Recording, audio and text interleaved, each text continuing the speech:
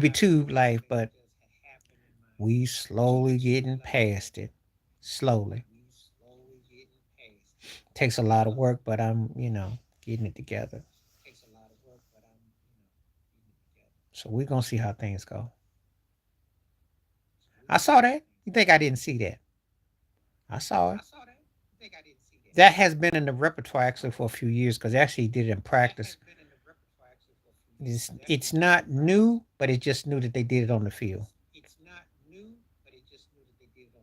And he done everything you can imagine already with the left hand, all that.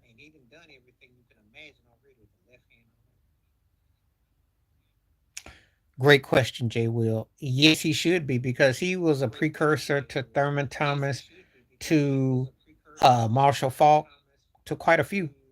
And he was a big time contributor to those 49ers teams.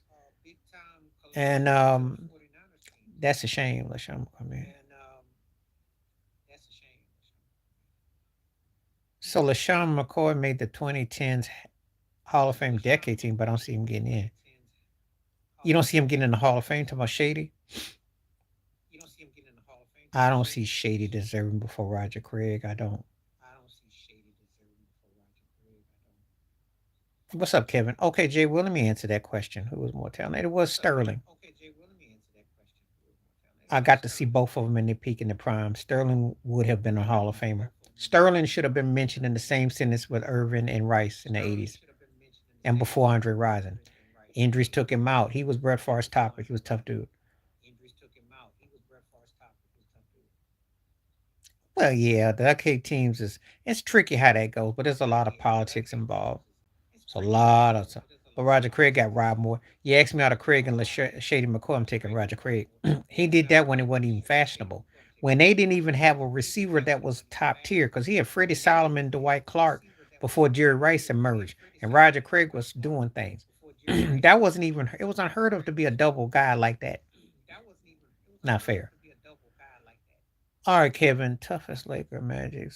I would say that I agree. 7 game series, some suspect calls in that. Isaiah Thomas balled out, and which I'll never forget. I got Isaiah Thomas videos coming, so I've been talking about him. Yeah, that was a tough title, but they were fun back then. I mean, the Lakers were that. That's still my favorite era of basketball. And Magic doesn't get his due. I told you forget all this 2 man goat talk. There's about 7 or 8 guys you can make the case for being the goat. I mean that in basketball.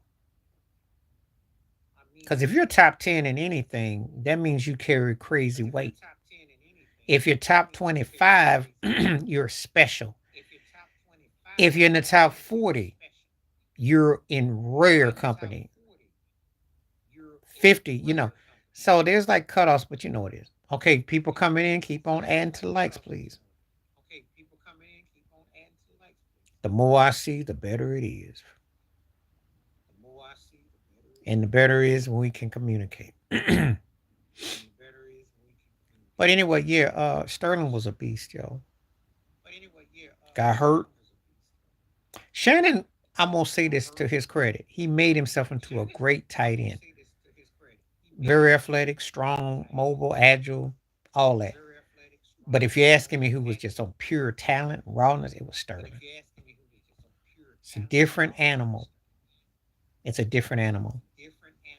It's like asking me how and I say this all the time. You can ask me about two different players who was better or who had this and that thing. And sometimes a guy just had something about him where he worked, maybe it just was fell into his lap better.